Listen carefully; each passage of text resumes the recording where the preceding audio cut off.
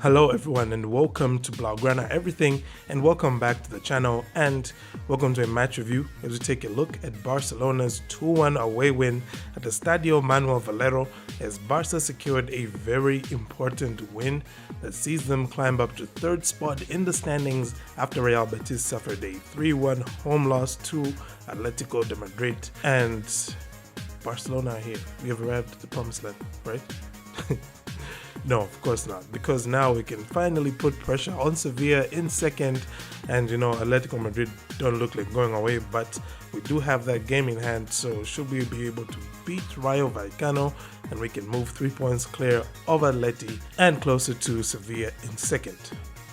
Now, before I delve into what transpired on Sunday afternoon any further, I'm just going to give a bit of a precursor in saying that the performance by Barca was nowhere near as bad as some people might make it seem. Sure, Elche were resilient, but I think that owed more to some wonderful goalkeeping from Edgar Badia rather than shutting down Barca. Barca was still able to create a lot of high quality chances, as evidenced by the XG. I mean, just have a look at it. Just about 1 for Elche, north of 4 for Barca. So, all things being equal, if we had our regular shooting boots, this was probably another 4-goal game.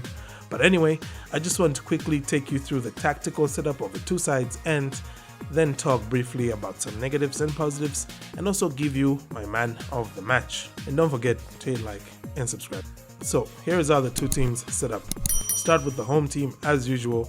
Elche set up in a 4-4-2 with the following players. Now, this 4-4-2 shape was mainly just the starting formation. In game, it would morph into more of like a 4-5-1, as they would try to get compact and then counter-attack. Barca, on the other hand, set up with the usual 4-3-3, and of course there were some changes from the Bilbao match. In the front line, for instance, no Ferran Torres, no Adama Traore starting, and at the back as well, no Serginho Dest. But all in all, it was more or less the same team that we've been seeing throughout all of February. Now let's briefly talk about the team performance.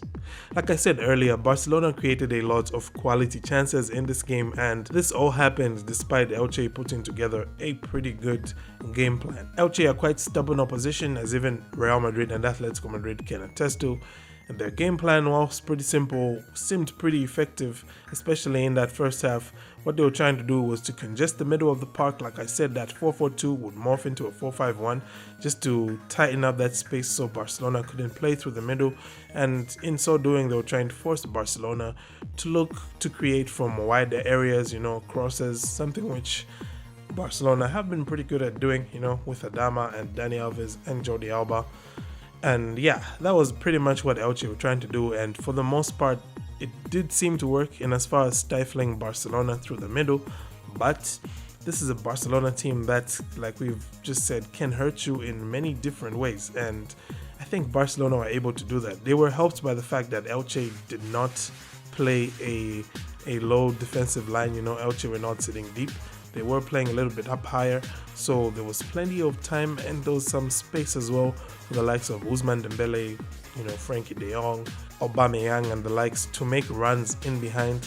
And we saw that happen quite a few times in the first half. Aubameyang had a bit of a half chance, then Frankie de Jong had a pretty good chance, so did Ousmane Dembele. And all of them were just, making those runs in behind. And Barcelona were just showing that they do have that versatility to play through those wide areas and to find ways around a congested, midfield, which I think is pretty good. And on a different day, like I said, Barca could have gone into the break 3 goals to the good, even 4.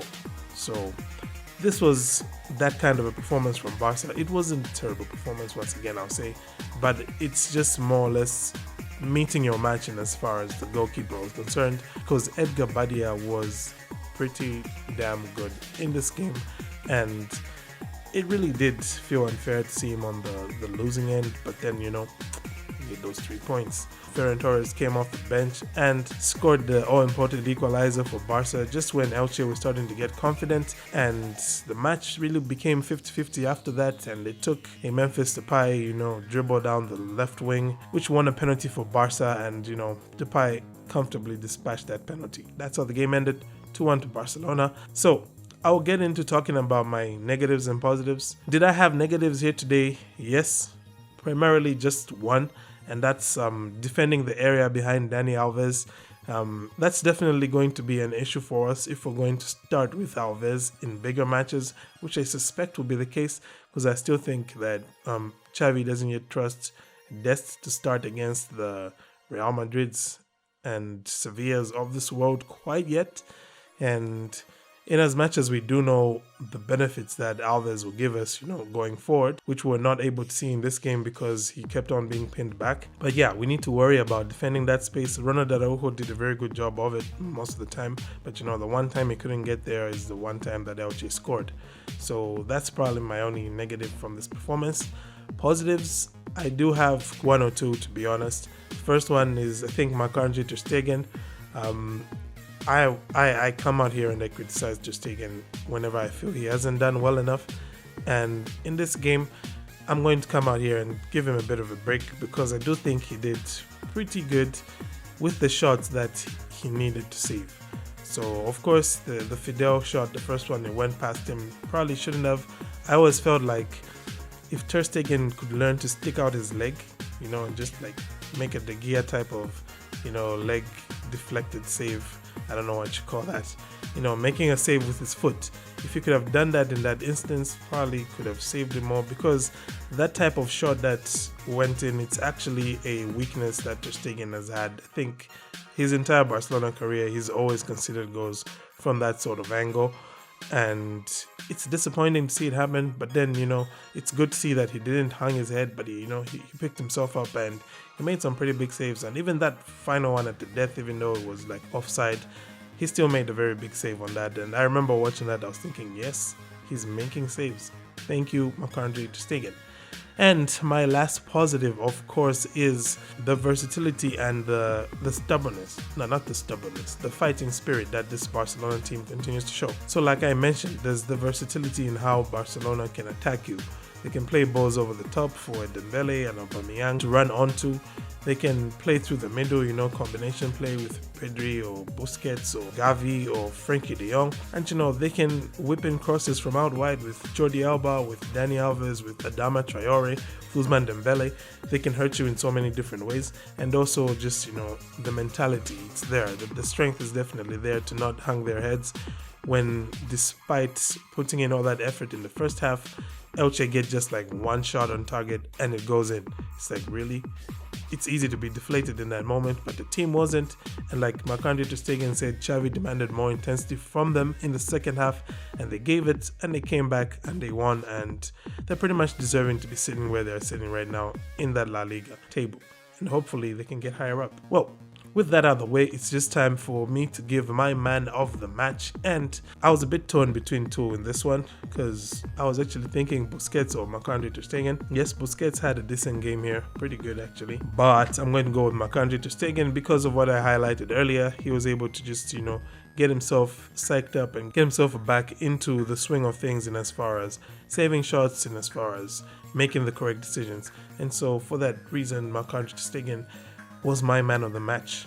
That's all she wrote for this one, folks. A very deserved win, I feel, at the end of the day. It's a win that moves Barcelona up to third, as they took advantage of the slip up from Real Betis, which, to be honest, I was hoping for, because looking at that match between Betis and Atleti, Barca are probably going to struggle to get 3 points at the Villamarín, I think. Anywho, we've now got Galatasaray to look forward to, but between now and then, do feel free to let me know in the comments who you thought was your man of the match and what moments in here you thought were worth looking back on. Anything that you think I missed out in my negatives and positives, please tell me in the comments. Thank you for tuning in. Have a great day, and Forza Barca.